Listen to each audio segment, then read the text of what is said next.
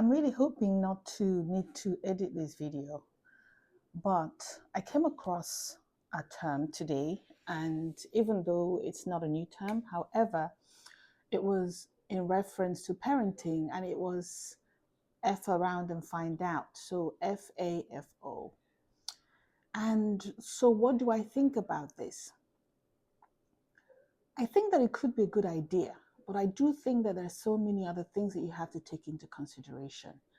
Now, before you expect your child to find out if they mess up, they're going to find out, which is what this means. Basically means that if you muck around, you're going to bear the consequences, which often may not be positive.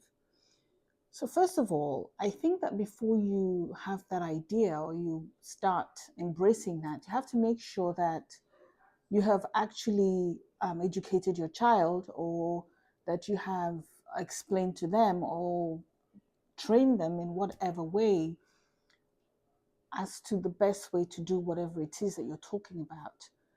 If it's to do, for instance, with school, I believe that you should have at least had a session with your child explaining the consequences of not going to school or not having a skill that's going to sustain you.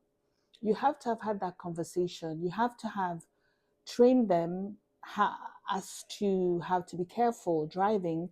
You have to have had a conversation before you can say F around and find out. You can't say F around and find out when the child does not have any idea as to how to do this task. You can't say F around and find out when the child doesn't understand that when you're walking on snow, you have to have the right pair of footwear to be able to walk on the snow and be safe. And so that's one thing to bear in mind. You have to make sure that they're educated or they're informed about the task at hand. Secondly, it also depends on how old they are. I mean, if they're 4 years old, it's unlikely that they're going to understand fully the consequences of effing around and finding out.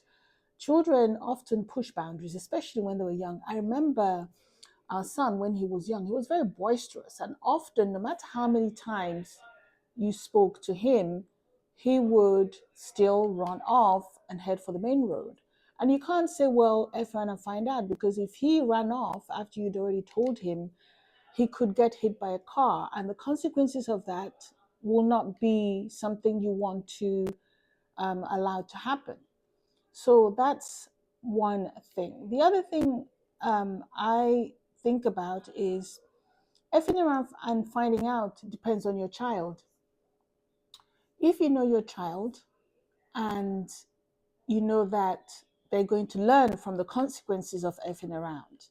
Let's say your child um, doesn't like math, for instance, and you have gone through the whole cycle of making sure that they learned how to do it.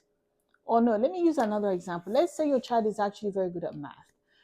There's an exam or there's a test, and they think that they can walk around and pass it. Well, you can, talk to them about the consequences of not preparing for an exam. And if they choose not to prepare for the exam, of course, the consequence is going to be that they're going to fail. And many children would learn, or many kids would learn from the consequences of failing. And some of them won't learn. So if you know that your child is one of those who will learn from the consequence of failing, and that learning means that they will be more prepared the next time, then that's fine. Let them learn from their mistakes or learn from their failures. If you have a child who is not going to care about the consequences, sometimes you may have to do more, because them not learning from the consequences may backfire. At the end of the day, we're parents. We want the best for our children. And so you don't want your child to be the one who is not able to take care of themselves when they're older. So it does depend on the child. If the child is the child who will learn from failing, fair enough. But if they're not going to learn from failing, or if they're going to become even more discouraged when they fail, then in that case, you may have to think of how to make sure that they don't fail, if that makes sense. The other factor that you have to take into consideration is yourself as a parent. If you're one of those parents who is willing to just, if they fail, they fail, and they can sort themselves out. That's fine. But if you're one of those parents who, if they fail, is going to affect you, you're going to feel like you failed because your child has not progressed to where you expect him or her to be, then you might have to do what I call self-preservation, because there's going to be a problem for you. Then you might have to look at it from the point of view that you will be affected by it, and do whatever you need to do to make sure that you prevent it. At the end of the day, prevention is still better than cure. Many people would rather cure, because what we're saying now is that F around and find out actually for me is curing as opposed to preventing. And sometimes you can cure things and they will completely go away. Sometimes you cannot cure certain situations, you just have to manage them. And when you manage them, they're not really the same as the original situation that you wanted to be the case. And so it's not just F around and finding out, it's F around and finding out if the finding out is going to make sure that they don't do it again. Or if the finding out means that you as a parent, you're willing to accept the fact that the reason why your child is the way that he or she is because they failed. And so the consequence is on them. If you're able to separate yourself from the consequence of what your child's actions are, then that's fine.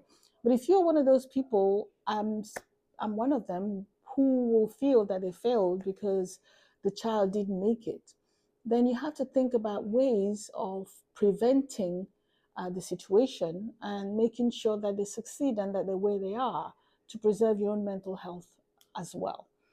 Let me know what you think, but these are my thoughts. First of all, the child has to be educated. You have to explain to them what the situation is before you allow them to F around and find out. Secondly, it depends on how old they are. At certain ages, they're just not able to make decisions. Thirdly, depends on your child. If they're going to learn from their mistakes, that's fine. If they're going to be discouraged by their mistakes and end up not even trying again, then you need to think twice about that.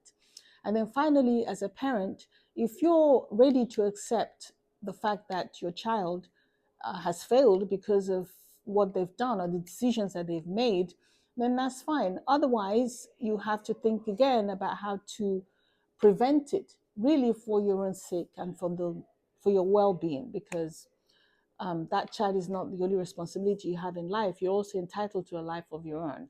And perhaps if you have other children, then you have other kids too. You're not gonna uh, die because of one child. Let me know what you think in the comment section. And until the next time, thank you for watching.